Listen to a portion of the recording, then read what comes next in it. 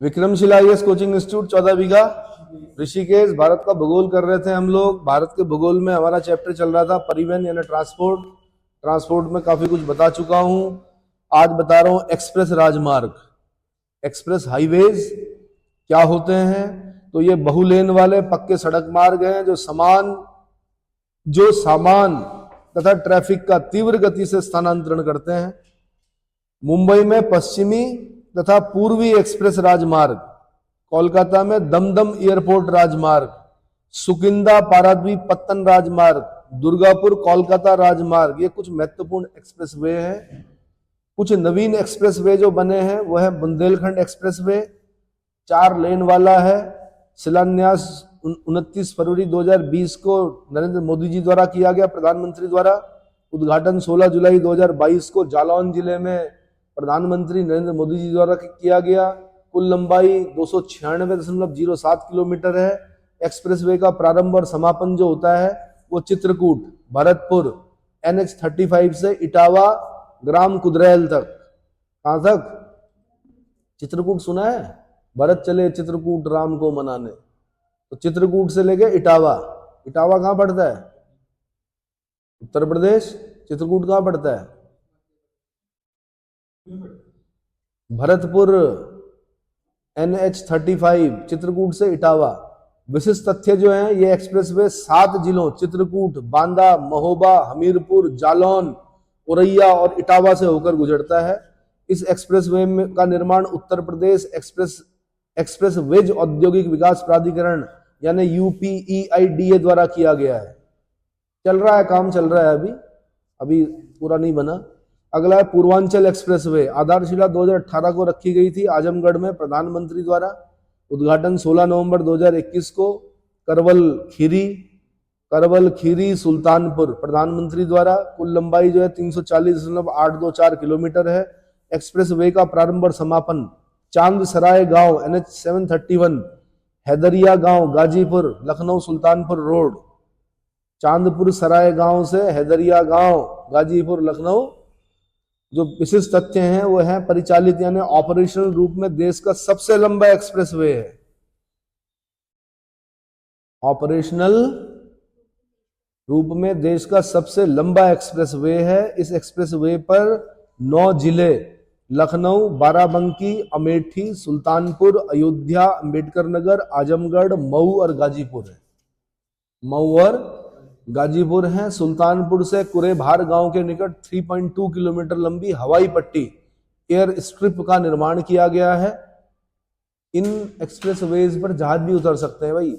लड़ाकू विमानों की आपातकालीन लैंडिंग के लिए 3 हवाई पट्टियों का निर्माण करके उत्तर प्रदेश देश का पहला राज्य बन गया है। उत्तर प्रदेश देश का पहला राज्य जिसने 3 हवाई पट्टियों का निर्माण कर दिया इन्हीं एक्सप्रेसवे पे। यमुना एक्सप्रेसवे मथुरा के निकट एवं आगरा लखनऊ एक्सप्रेसवे उन्नाव के निकट पर भी हवाई पट्टियों के निर्माण किए गए। समझ रहे हो? कभी कभी लैंडिंग करनी पड़ती है। अभी सुखोई जो थे, सुखोई से पहले क्या नाम, मिग 27 बड़े दुर्घटनाग्रस्त हुए। वो कई पायलट उसमें क्या हो गए, शहीद हो गए, है ना। हाँ, रंग दे बसंती। तो मिग जो थे वो रूस से लेते थे हम, पता नहीं क्यों दुर्घटनाग्रस्त होते थे इतने। अगला गंगा एक्सप्रेसवे 6 लेन वाला है भाई। कितना? आधारशिला 18 दिसंबर 2021 को शाहजहांपुर प्रधानमंत्री मोदी जी द्वारा रखी गई थी। कुल लंबाई 593.947 किलोमीटर। एक्सप्रेसवे का प्रारंभ एवं समापन बिजौली गांव मेरठ NH334 से जुड़ापुर दांडू गांव प्रयागराज। विशिष्ट तथ्य जो है, पूर्वी उत्तर प्रदेश से पश्चिमी उत्तर प्रदेश से जोड़ना। इस एक्सप्रेसवे का निर्माण उत्तर प्रदेश एक्सप्रेसवेज औद्योगिक विकास प्राधिकरण UPEIDA द्वारा किया जा रहा है। यह एक्सप्रेसवे के 12 जिले मेरठ, हापुड़, बुलंदशहर, अमरोहा, संभल, बदायूं, शाहजहांपुर, हरदोई, उन्नाव, रायबरेली, प्रतापगढ़ और प्रयागराज से होकर गुजरेगा।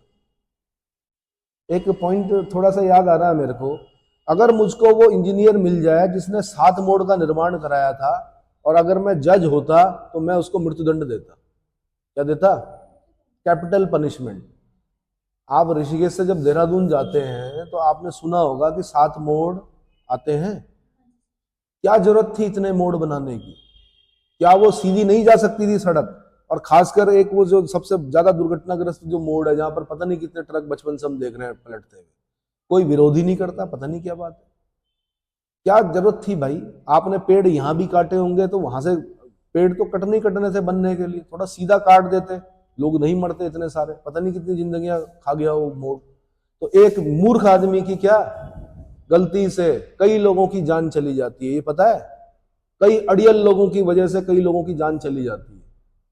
आपने देखा होगा कि कई बार वो दिखाते हैं कि बीच में एक मकान है हाईवे के बीच में, इस मकान को नहीं हटा पाए।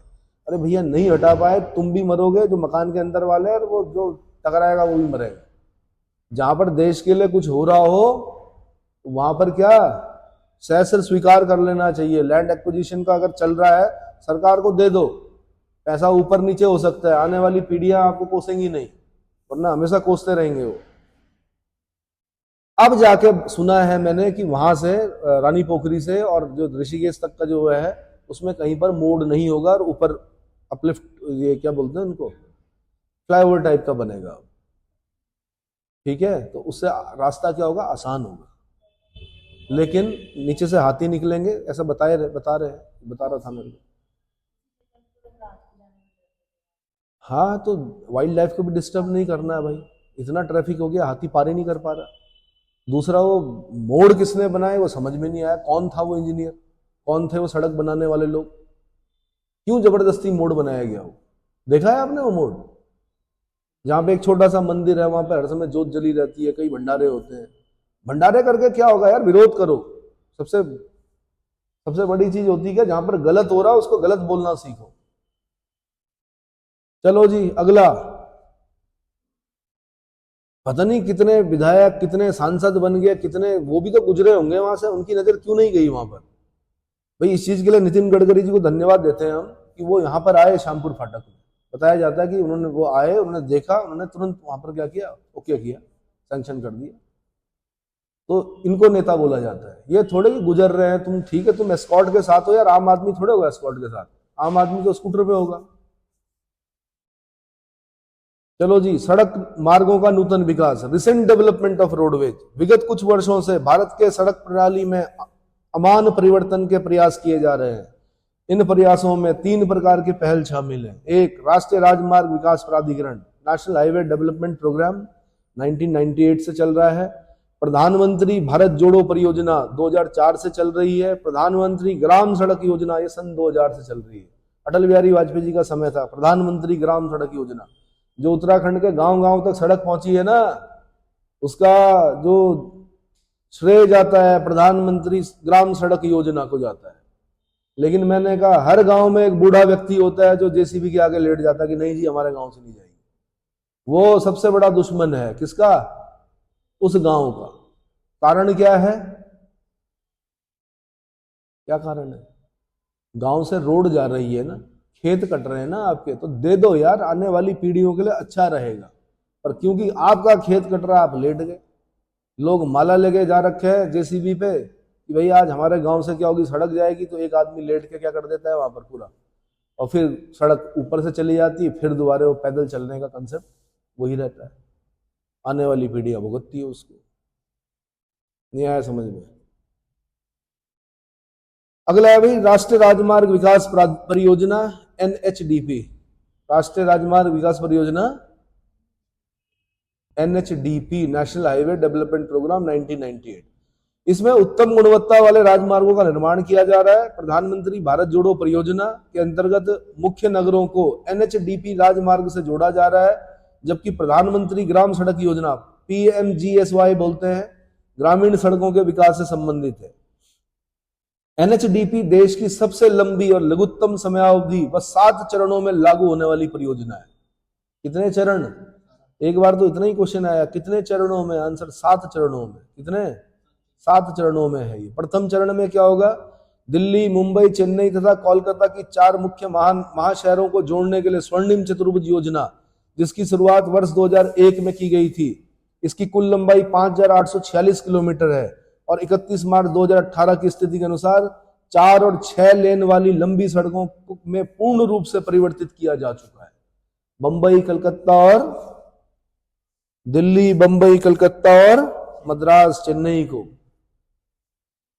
द्वितीय चरण में क्या होना है, इस चरण में उत्तर में श्रीनगर से दक्षिण में कन्याकुमारी तक और पूर्व में सिलचर से लेकर पश्चिम में पोरबंदर तक जोड़ने वाले ईस्ट वेस्ट कॉरिडोर और north south corridor. North south corridor east west यानी उत्तर दक्षिण गलियारा, पूर्व पश्चिम गलियारा, जिसकी कुल लंबाई 7,142 किलोमीटर है। ये गलियारे एक दूसरे को झांसी उत्तर प्रदेश में काटते हैं। ये यूपीएससी का क्वेश्चन रहा है, कहां पर काटते हैं, ईस्ट वेस्ट कॉरिडोर और north south corridor, Jhansi Uttar Pradesh. 31 मार्च 2018 तक अब इन्हें 4 और 6 लेन में बदला जा चुका है ना। इसीलिए तो लाना पड़ा था लैंड एक्विजिशन एक्ट। कईयों के खेत आ रहे थे, कईयों के घर आ रहे थे, तो भाई हाईवे तो सीधा होना चाहिए, फिर क्या होना चाहिए।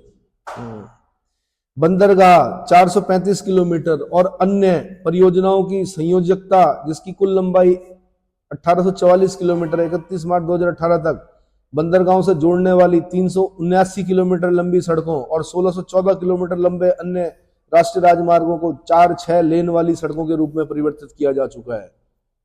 इस प्रकार 46,635 किलोमीटर की कुल राष्ट्रीय राजमार्गों में से विकास परियोजना के तहत 23,922 किलोमीटर पर कार्य 31 मार्च 2018 तक पूरा हो चुका है तथा 9,340 किलोमीटर पर कार्य अभी किया जाना है, जिसे अब भारतमाला परियोजना के अंतर्गत समाहित कर दिया गया है। भारतमाला परियोजना एनएचडीपी कार्यक्रम की वित्त व्यवस्था ईंधन कर यानी फ्यूल टैक्स और टोल टैक्स पर आधारित है। इस पर फ्यूल टैक्स और टोल टैक्स पर आधारित है।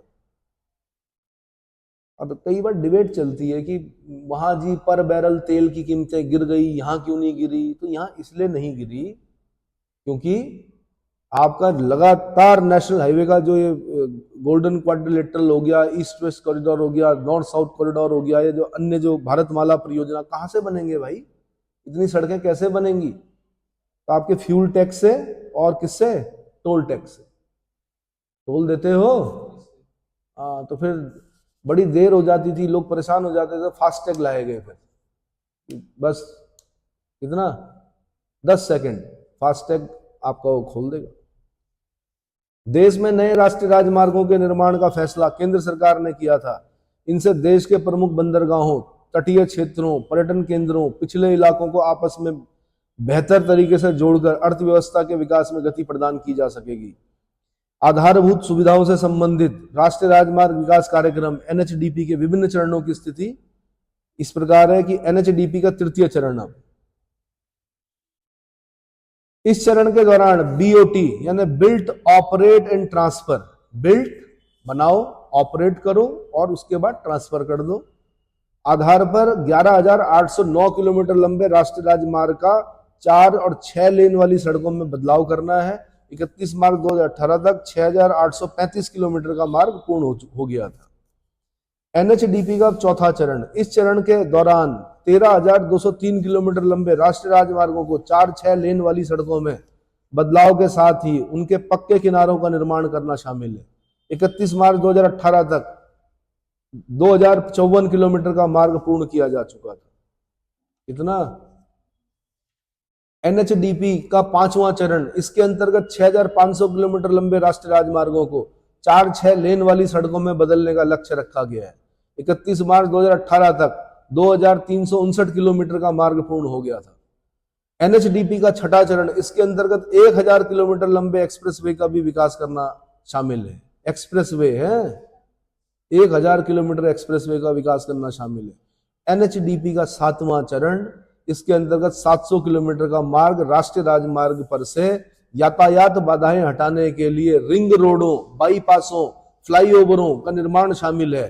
31 मार्च 2018 के अंत तक 22 किलोमीटर का मार्ग पूर्ण हो गया था। इस परियोजना का वर्ष 2018 में समाप्त कर भारतमाला परियोजना में समाहित कर दिया गया। इसमें भारतमाला परियोजना में समाहित कर दिया गया है। यार खुद हमें पता है ना, एक बार हम दिल्ली से आगरा गए तो इतने उछले कि पूछो मत, इतने खड्डे थे। आज देखो आप आगरा एक्सप्रेस गजब जिसे बोलते हैं मलाई, है ना। हाँ, 1993 में मैं गुजरात गया था, अहमदाबाद गया था, तब भी वहां की सड़कें अच्छी थी। जब मैं यहाँ आया तो मुझे लगा यार क्या कबाड़ सड़कें हैं हमारी।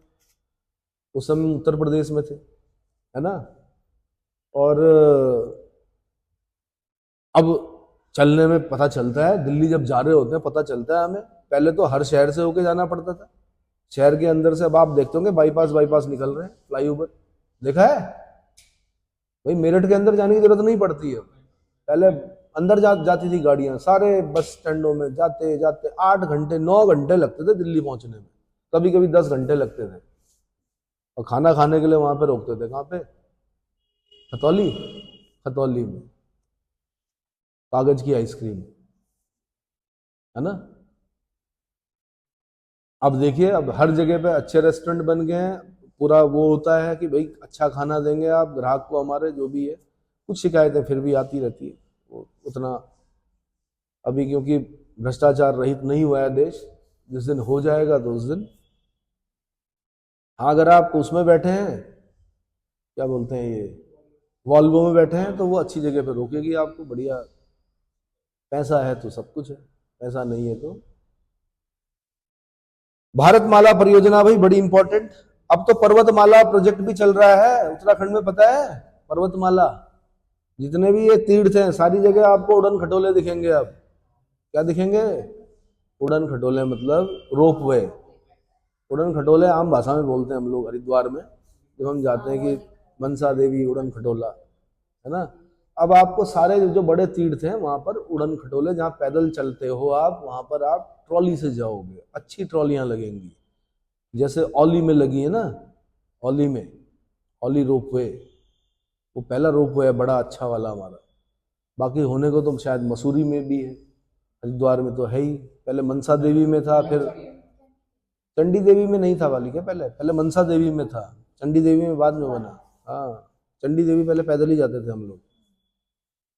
हमारा बचपन ऐसे ही कटा भाई, कि मेहमान आए हैं, अब हरिद्वार घुमाना है, सारे मंदिर घुमाने हैं पूरे, ठीक है। तो टेम्पू लेना है दिन भर के लिए, हर एक मंदिर, भारत माता मंदिर से लेकर वहां से लेकर पूरा जितना दक्ष प्रजापति के महल से लेकर, बड़े खुश होते थे हम, क्या कि घूमने को मिलेगा। चलो जी, भारतमाला परियोजना, भारतमाला प्रोजेक्ट क्या था, यह एक राष्ट्रीय राजमार्ग विकास परियोजना है जिसकी शुरुआत जुलाई 2015 में की गई थी। यह राजमार्ग क्षेत्रों के लिए सड़क निर्माण का एक प्रमुख कार्यक्रम है, जो मुख्य आर्थिक गलियारों, आंतरिक गलियारों, कॉरिडोर्स बोलते हैं गलियारों को, क्या बोलते हैं, गलियारे गाली देने वाले नहीं है, गलियारे कॉरिडोर्स है, ठीक है। आर्थिक गलियारों, आंतरिक गलियारों, प्रमुख मार्गों, राष्ट्रीय गलियारों में दक्षता सुधार, सीमा और अंतरराष्ट्रीय संपर्क सड़कें, तटीय और पोर्ट कनेक्टिविटी सड़कें बनाने तथा ग्रीनफील्ड एक्सप्रेसवे के विकास जैसी प्रभावी योजनाओं के माध्यम से महत्वपूर्ण बुनियादी ढांचे की आवश्यकता को, इंफ्रास्ट्रक्चर ढांचे की आवश्यकता को पूरा करके देश भर में माल और यात्री गतिविधियों की दक्षता को अनुकूलित करने पर केंद्रित है। किस पर केंद्रित है,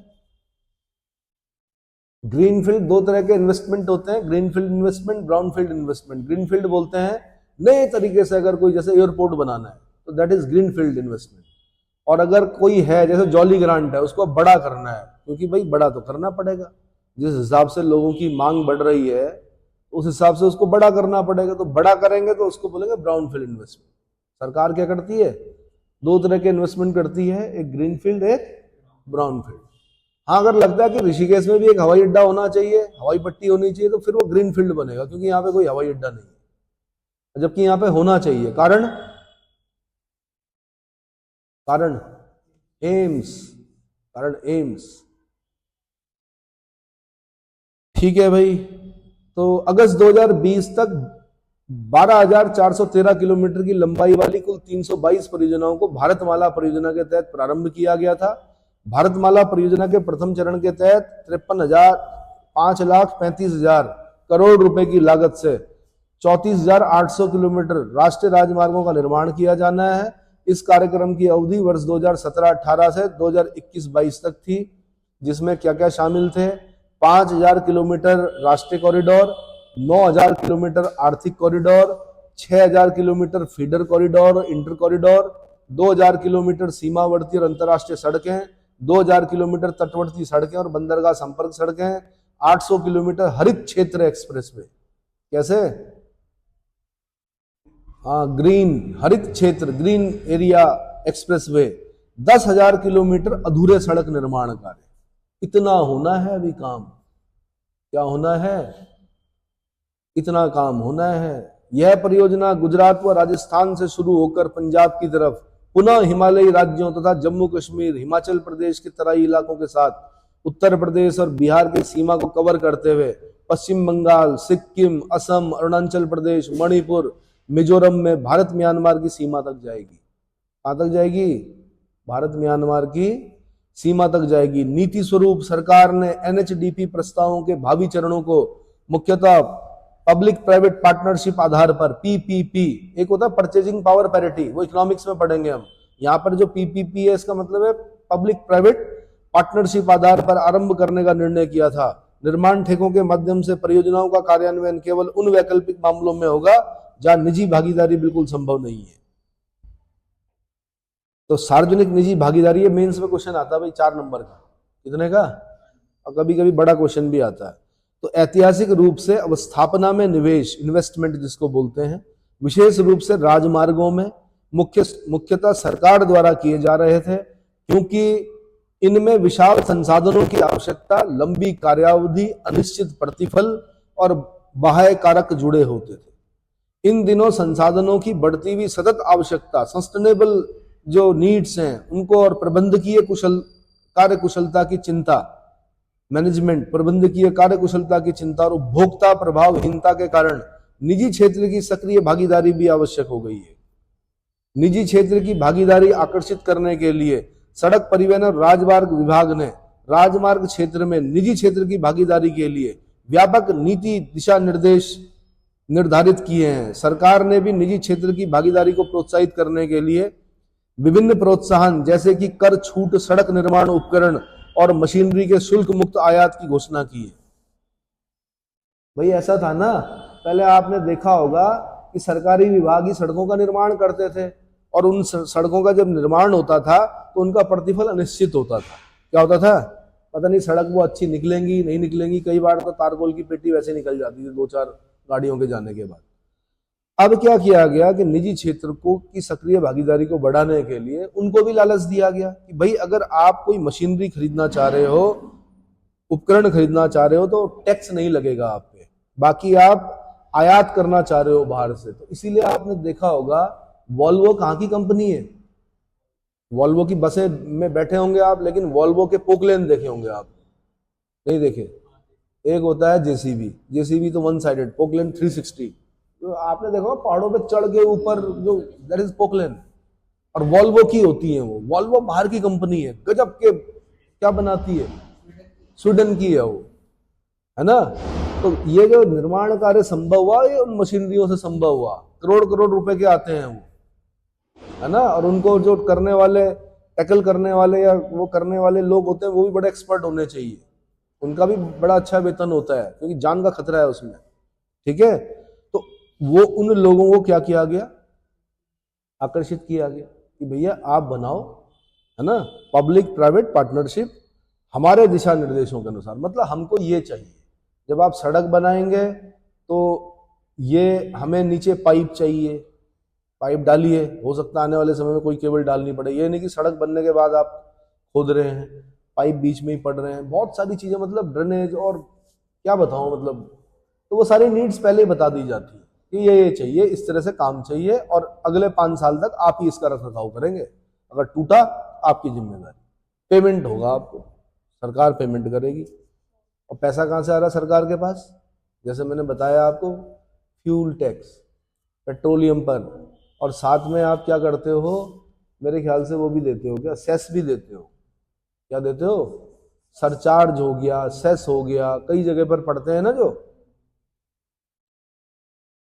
यानी आप जितनी बार तेल भराने जा रहे हो, कुछ मटेरियल जा रहा है नेशनल हाईवे के लिए, क्या जा रहा है, पैसा जा रहा है, ठीक है। और साथ में टोल टैक्स जो आप दे रहे हो, उसी से तो बन रही हैं सड़कें। हाँ, साइकिल में जा रहे हो तो टोल टैक्स नहीं पड़ेगा, शायद पड़ेगा, और स्कूटी में, लेकिन दिल्ली में अगर फ्लाईओवर पे जाओगे तो पड़ेगा। नहीं एक्सप्रेस वे नहीं बोल रहा हूँ, जैसे फ्लाईओवर्स होते हैं तो दिल्ली में जैसे बना था टू व्हीलर पे भी पड़ा उसमें, क्योंकि वो जो 2 घंटे का रास्ता था वो 20 मिनट का हो गया। अगर आप वहां से जा रहे हैं तो आपको टैक्स देना पड़ेगा, और जरूरी भी है भाई, बिना पैसे का कुछ नहीं होता है, पैसा देना पड़ेगा। या तो तेल फूको अपना 2 घंटे का, बात वही है, फायदे में रहोगे 20 मिनट में अगर पहुंच जाओगे तो। और आपने ये भी देखा होगा, कुछ आपने फ्लाईओवर ऐसे देखे होंगे बिल्कुल घटिया, ऊपर नीचे टेढ़े मेढ़े देखे हैं, तो समझ लेना वो हमारे लोगों ने बनाए हैं। और अगर आपने देखा बेहतरीन, कहीं पर भी कोई जंप नहीं, तो समझ लीजिए पब्लिक प्राइवेट पार्टनरशिप के तहत बने हैं, टाइट किया जाता है बिल्कुल। हाँ जी, नोएडा दिल्ली वाला देख लीजिए क्या गजब बना हुआ है ना। और कभी आप वहां जाओगे अंबाला तो वहां का देख लेना, फ्लाईओवर गए हो अंबाला देखना। चलो जी, तो निजी क्षेत्र की सक्रिय भागीदारी भी आवश्यक हो गई थी। निजी क्षेत्र की भागीदारी आकर्षित करने के लिए सड़क परिवहन राजमार्ग विभाग ने राजमार्ग क्षेत्र में निजी क्षेत्र की भागीदारी के लिए व्यापक नीति दिशा निर्देश निर्धारित किए। सरकार ने भी निजी क्षेत्र की भागीदारी को प्रोत्साहित करने के लिए विभिन्न प्रोत्साहन दिए, जैसे कर छूट, सड़क निर्माण उपकरण, मशीनरी के शुल्क मुक्त आयात की घोषणा। सड़क क्षेत्र को उद्योग घोषित किया गया। सड़क क्षेत्र को क्या किया गया? उद्योग घोषित करना। परियोजना लागत में 40% का अनुदान देने का प्रावधान, 40% का अनुदान देने का प्रावधान। परियोजना के निर्माणाधीन 10 वर्ष के लिए करों में 100% छूट। परियोजना के निर्माणाधीन 10 वर्षों के लिए करों में 100% छूट, टैक्स नहीं देना है आपने। परियोजना के आधारिक बाधाओं को सरकार दूर करेगी। बीच में मकान आ गया, दुकान आ गया, मंदिर आ गई, मस्जिद आ गया, वो दूर करेगी, वो सरकार की जिम्मेदारी है। सड़क ब्रिज निर्माण में 100% विदेशी पूंजी निवेश। कितना? Foreign investment, foreign direct investment 100% का सड़क ब्रिज निर्माण में। तथा चुंगी वसूलने का अधिकार व इसके साथ साथ यह निर्णय लिया गया कि चरण 3 से चरण 7 में सभी उप परियोजनाओं को बनाओ, चलाओ और हस्तांतरण, BOT, build, operate and transfer करने के तरीके से PPP के आधार पर पूरा किया जाएगा। क्या किया जाएगा? PPP के आधार पर पूरा किया जाएगा। इतना समझ में आ गया भाई? प्रधानमंत्री ग्राम सड़क योजना, PMGSY। अब जो टोल टैक्स में बैठे होते हैं, ये कौन सा सरकारी कर्मचारी होते हैं? सरकार ने काम दिया, आपने बनाया, उसके बाद टोल टैक्स लगा, वो सब प्राइवेट लोग हैं। वो PPP मॉडल पर ही आधारित है टोल टैक्स जो लिया जा रहा है। ठीक है। प्रधानमंत्री ग्राम सड़क योजना भाई 25 दिसंबर सन 2000 अटल बिहारी वाजपेयी जी का समय था। 100% केंद्र प्रायोजित योजना के रूप में शुरू की गई प्रधानमंत्री ग्राम सड़क योजना का उद्देश्य सभी पात्र संपर्क रहित ग्रामीण बस्तियों को हर मौसम में संपर्क सुविधा उपलब्ध कराना है। भारत निर्माण के अंतर्गत मैदानी इलाकों में 1000 या अधिक जनसंख्या वाली और पहाड़ी, रेगिस्तानी और जनजातीय इलाकों में 500 से अधिक वाली जनसंख्या वाली तथा विशेष श्रेणी वाले राज्यों, चुनिंदा जनजातियों, मरुस्थलीय क्षेत्रों में 250 व्यक्ति से अधिक की जनसंख्या वाली सभी बस्तियों के लिए संपर्क सुविधा मुहैया कराने का लक्ष्य निर्धारित किया गया था। इस कार्यक्रम का वित्त पोषण मुख्यतः केंद्रीय सड़क निधि में डीजल उपकर, डीजल पर जो सेस लगता है, डीजल पर जो सेस लगता है के अर्जन से किया जाता था। 2 चीजें होती है, सेस और सरचार्ज। अगर सरचार्ज लग रहा है 0.5% का, इसका मतलब सरकार की मर्जी हो कहीं भी खर्च कर सकती है। लेकिन अगर सेस लग रहा है, ऐसा बोल दिया गया कि भाई ये सेस जो है ये प्रधानमंत्री ग्राम सड़क योजना के लिए सेस है, तो प्रधानमंत्री ग्राम सड़क योजना पे ही खर्च होगा। समझ में आया? 0.5% का लगता था सेस मेरे ख्याल से, जो भी लगता होगा। इसके अतिरिक्त कार्यक्रम की वित्तीय जरूरतों को पूरा करने के लिए बहुपक्षीय वित्त पोषण एजेंसियों और घरेलू वित्तीय संस्थाओं से सहायता प्राप्त की जा रही है। 2013 में प्रधानमंत्री ग्राम सड़क योजना के द्वितीय चरण का प्रारंभ किया गया था। उसके उपरांत 2019 में प्रधानमंत्री ग्राम सड़क योजना का तीसरा चरण प्रारंभ किया गया, जिसकी अवधि 2019-20 से 2024-25 तक है। प्रधानमंत्री ग्राम सड़क योजना के तीसरे चरण का लक्ष्य मार्गों और प्रमुख ग्रामीण लिंक यानी मेजर रूरल लिंक्स के माध्यम से 1,25,000 किलोमीटर लंबाई तक सड़कों का समेकन यानी कंसोलिडेशन करना तथा ग्रामीण कृषि बाजारों, उच्चतर माध्यमिक विद्यालयों और अस्पतालों को बस्तियों से जोड़ा जाना है। बजट 2022-23 के तहत इस योजना को 19,000 करोड़ रुपए आवंटित किया गया है। कितना? सोसाइटी पंजीकरण अधिनियम के तहत पंजीकृत राष्ट्रीय ग्रामीण सड़क विकास अभिकरण, जो ग्रामीण विकास मंत्रालय का एक अभिकरण है, इस कार्यक्रम के लिए प्रचलनात्मक और तकनीकी सहायता मुहैया कराता है। कौन कराता है? राष्ट्रीय ग्रामीण सड़क विकास अभिकरण, जो कि किसका है? ग्रामीण विकास मंत्रालय का अभिकरण है। ये क्लियर हो गया? उसके बाद हम पढ़ रहे हैं मेकॉन्ग गंगा सहयोग। मेकॉन्ग गंगा, यह एक उप क्षेत्रीय सहयोग संगठन है जिसमें भारत तथा 5 आसियान देश म्यांमार, थाईलैंड, कंबोडिया, लाओस और वियतनाम शामिल हैं। इस क्षेत्र का नाम 2 बड़ी नदियों गंगा और मेकॉन्ग के नाम पर रखा गया है। इस संगठन का उद्देश्य इन 2 नदी घाटियों में रहने वाले लोगों के बीच घनिष्ठ संपर्क बढ़ाना और सदस्य देशों के बीच पर्यटन, संस्कृति, शिक्षा, परिवहन, संचार के क्षेत्र में सहयोग में वृद्धि करना है। जल्दी आप Myanmar, Thailand, Cambodia, Laos, Vietnam जा सकोगे सड़कों से। ठीक है भाई। इसकी स्थापना 10 नवंबर 2000 को वियंतियन, लाओस की राजधानी में हुई थी। इस सहयोग को बढ़ाने के लिए प्रत्येक वर्ष इन सदस्य देशों की मंत्रिमंडलीय बैठकें आयोजित होती हैं। इसी क्रम में 6ठी मेकॉन्ग गंगा सहयोग मंत्रिमंडलीय बैठक 4 सितंबर 2012 को नई दिल्ली में संपन्न हुई थी। इस बैठक में 6 देशों के विदेश मंत्रियों ने भारत, म्यांमार, थाईलैंड त्रिपक्षीय राजमार्ग का विस्तार करने का फैसला किया था। इस राजमार्ग का लाओस, कंबोडिया और वियतनाम तक विस्तार किया जाना है। त्रिपक्षीय राजमार्ग कोलकाता से म्यांमार होते हुए बैंकॉक तक प्रस्तावित है और इस पर कार्य तेजी से चल रहा है। कोलकाता, म्यांमार, बैंकॉक त्रिपक्षीय राजमार्ग को वर्ष 2016 तक पूरा करने का लक्ष्य था। यदि इस प्रकार भारत और दक्षिण पूर्व एशिया के देशों को सड़क मार्ग से जोड़ने की इस महत्वाकांक्षी पहल को लागू किया जा सका तो यह भारत और दक्षिणी पूर्वी एशिया के देशों के लिए वरदान साबित होगा। मेकॉन्ग नदी इन्हीं देशों से होकर गुजरती है। मेकॉन्ग गंगा सहयोग की पहली और 7वीं बैठक वियंतियन, लाओस में 2000 और 2016 में संपन्न हुई थी। इसकी 11वीं मंत्रिमंडलीय बैठक 2011 में वर्चुअली संपन्न हुई। समझ में आ गया? तो म्यांमार भी आप कहां से जा सकते हो? सड़क से। किससे? पर पहले आपको कहां जाना पड़ेगा? असोम आ जाना पड़ेगा। फिर राष्ट्रीय हरित राजमार्ग नीति। राष्ट्रीय हरित राजमार्ग नीति 29 सितंबर 2015 को केंद्रीय सड़क परिवहन और राजमार्ग तथा जहाजरानी मंत्री नितिन गडकरी ने वृक्षारोपण, प्रत्यारोपण, सौंदर्यीकरण और अनुरक्षण की राष्ट्रीय हरित राजमार्ग नीति 2015 जारी की। इस नीति में सड़क निर्माताओं के लिए कुल परियोजना लागत का 1% वृक्षारोपण निधि के रूप में निर्दिष्ट किया गया। राजमार्गों का विकास समुदाय, किसान, एनजीओ, निजी क्षेत्र, सरकारी एजेंसियां और वन विभाग की भागीदारी से किया जाएगा। राष्ट्रीय राजमार्गों को हरा भरा बनाने के लिए अगले 5 वर्षों में 5,000 करोड़ रुपए खर्च किए जाने। कितने? मार्च 2020 में केंद्रीय मंत्रिमंडल द्वारा 7,660 करोड़ रुपए के व्यय से हरित राष्ट्रीय राजमार्ग के 780 किलोमीटर के निर्माण को मंजूरी प्रदान की गई है। ये भी अच्छा पहल है।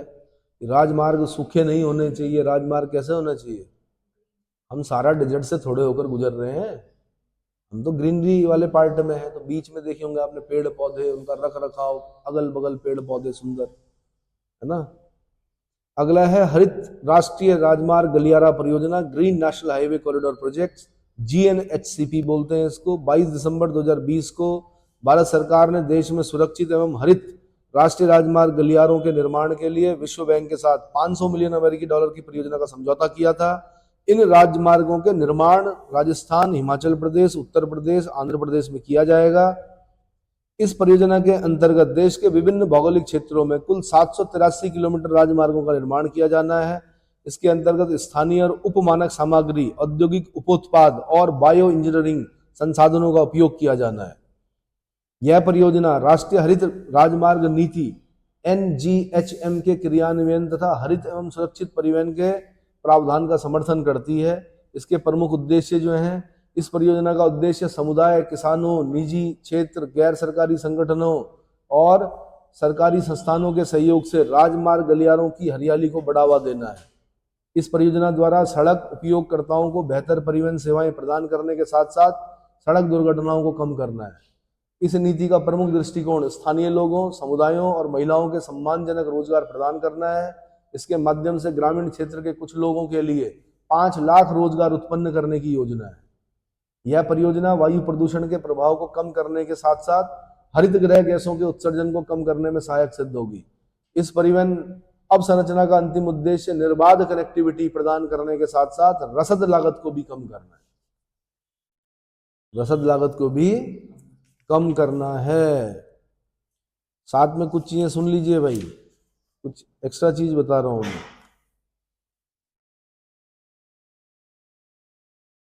ठीक है।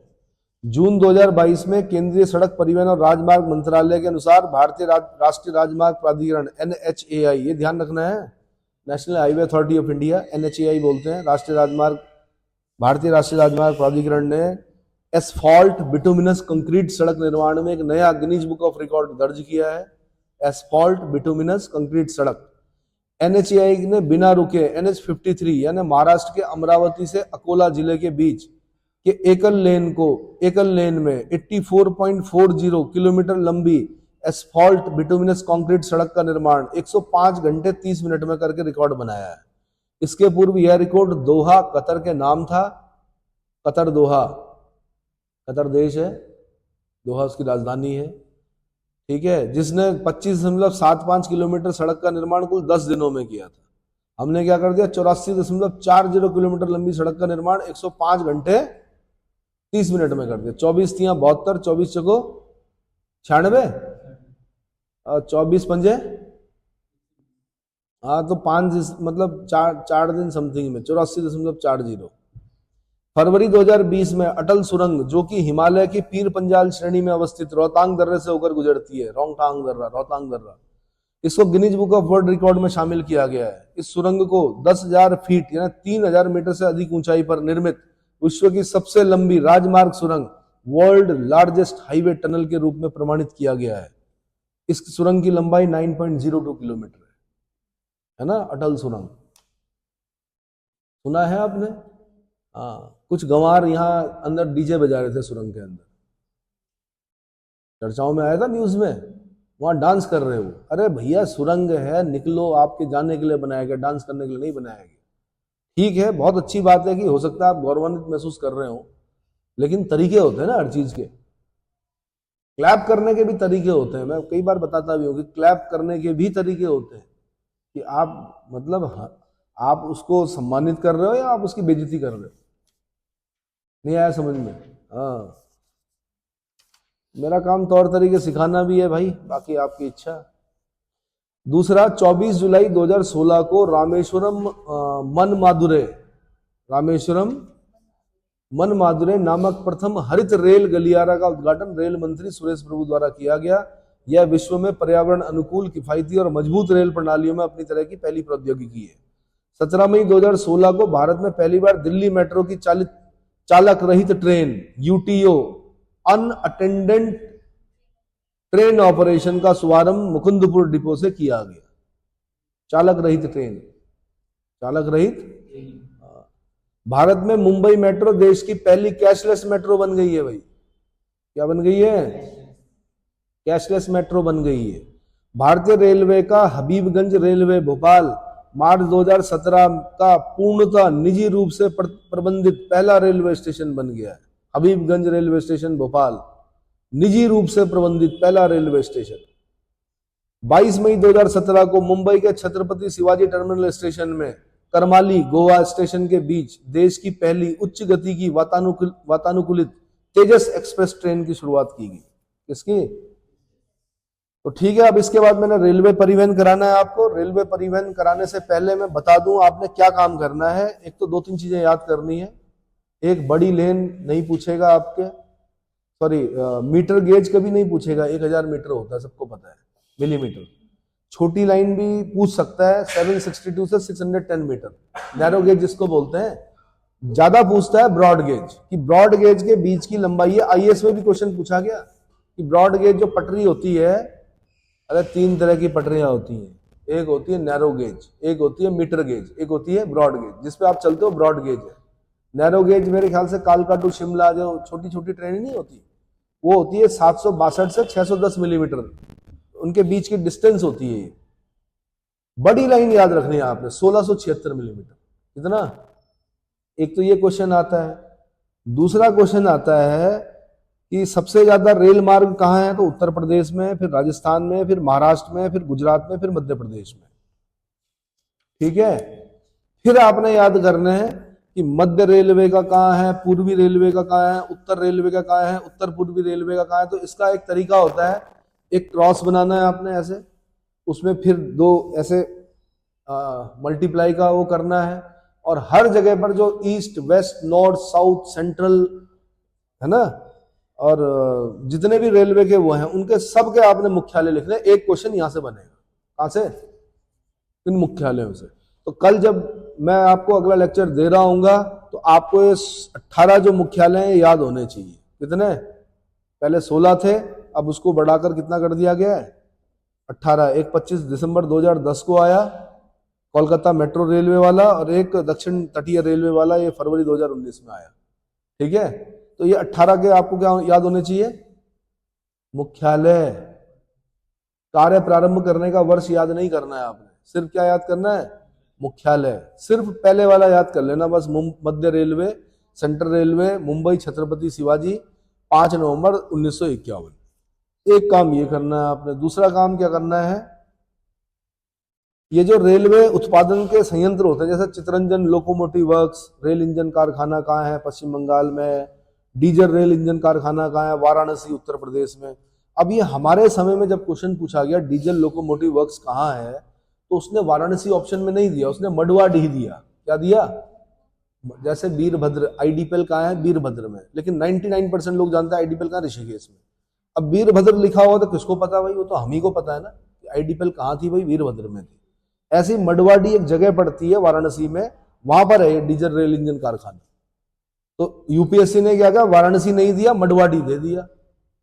समझ में आ गया? मडवाडी ही वाराणसी।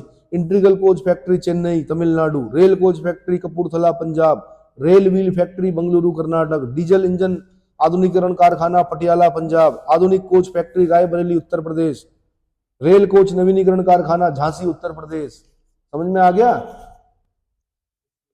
लालू प्रसाद यादव रेल मंत्री थे, उन्होंने कहा यार पहिया नहीं बना पा रहे, आप बाहर से एक्सपोर्ट कर रहे हो, मोड़ना नहीं आता तुम्हें लोहा के। तो उन्होंने फिर और काम करवाए यहाँ पर, मतलब व्हील के, एक्सेल और व्हील के भी यहाँ पर उत्पादन शुरू हुआ। वरना पहले कहाँ से मंगाते थे हम?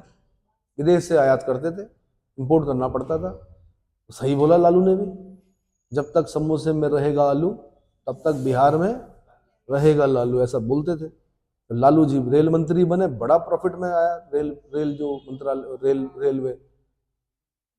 रेल चलाने में माना पूरी रेल अगर 1 रुपए में चल रही है, कितना तो प्रॉफिट कितना निकलता? माना पूरा प्रॉफिट जो हुआ 1 रुपए हुआ, तो रेल चलाने में यानी सबसे बड़ा जो कर्मचारी वर्ग है वो रेलवे में है, उनकी तनख्वाह, उनका सब, तो टोटल खर्चा जो आता है रेल चलाने में वो कभी 90 पैसे आता, कभी 91, कभी 92, कभी सिर्फ 8 पैसे का प्रॉफिट होता है। 9 पैसे 10 पैसे होता है, कई हजार करोड़, मतलब ट्रांजेक्शन जो होता है कई हजार करोड़ में होता है प्रॉफिट।